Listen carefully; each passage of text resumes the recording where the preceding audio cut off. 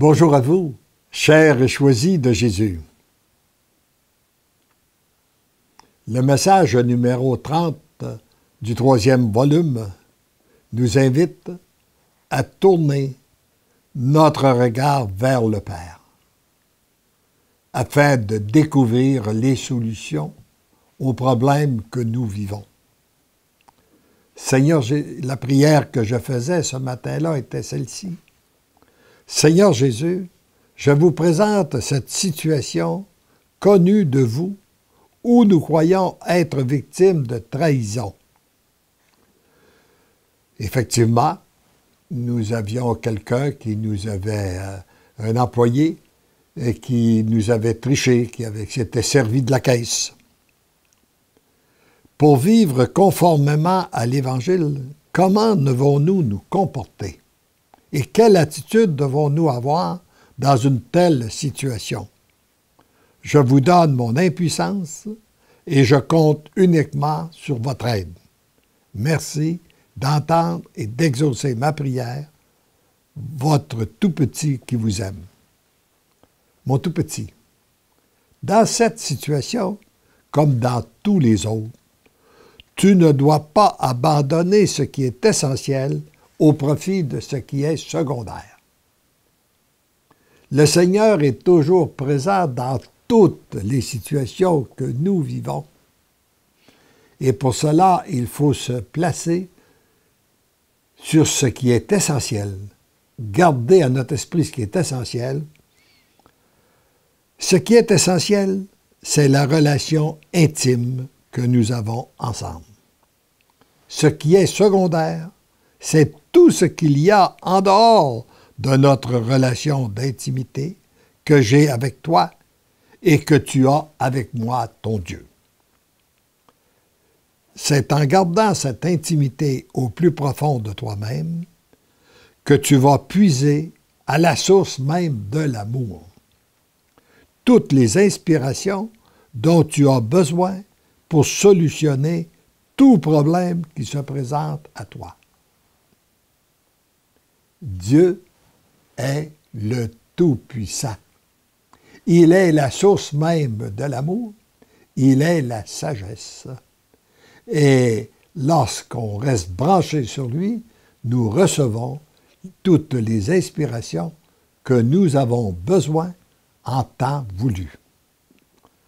Ton regard demeure tourné vers le Père pour accueillir son amour.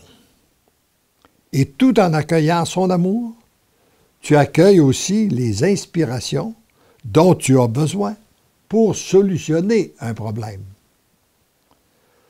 Lorsque tu es inspiré de consulter ou de faire appel à une ou plusieurs personnes, ta confiance n'est pas donnée à ces personnes, mais bien à l'amour du Père qui va inspirer ces personnes pour bien te guider.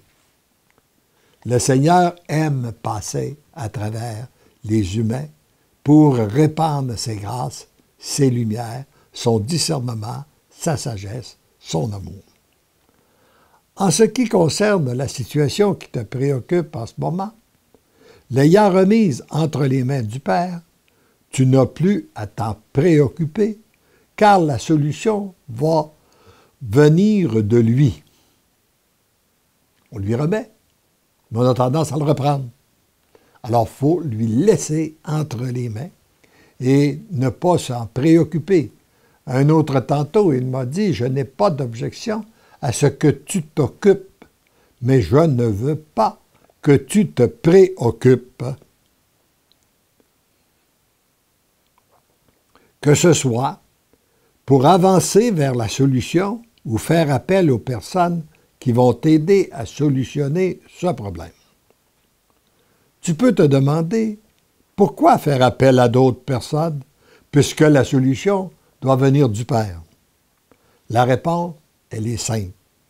C'est que le Père a réparti ses dons, ses charismes, connaissances et sagesse à travers une multitude de personnes.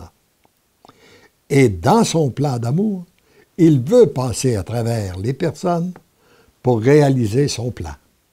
comme il passe présentement à travers toi pour écrire et rejoindre une multitude de cœurs. Tu lui as remis cette situation.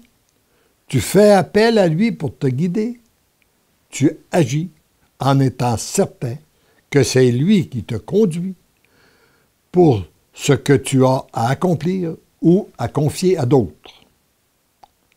Un des grands passages se situe au niveau de la confiance. Au lieu d'être donnée à des personnes, elle est entièrement donnée à Dieu qui passe à travers les personnes. C'est cette confiance qui permet à Dieu d'agir à travers les personnes. Lorsque le problème sera solutionné, souviens-toi de rendre gloire à Dieu seul, tout en remerciant les personnes qui ont été les instruments entre les mains du Seigneur pour agir selon son plan. Tu viens de faire un pas de plus et souviens-toi que c'est à travers notre intimité. C'est toujours cette relation intime qui te conduit plus profondément dans l'amour. Follement et divinement, je t'aime. Peu importe la situation que nous avons à vivre, peu importe les événements qui se présentent à nous, heureux ou malheureux, si nous les remettons entre les mains de Dieu et que nous tournons notre confiance vers lui, il va les solutionner. Et ce que je me suis aperçu aussi, qui était très, très puissant, c'est la prière de la louange. En le louant avant même qu'il agisse. Mais sans oublier de le remercier et de lui rendre gloire lorsqu'il a agi. Amen.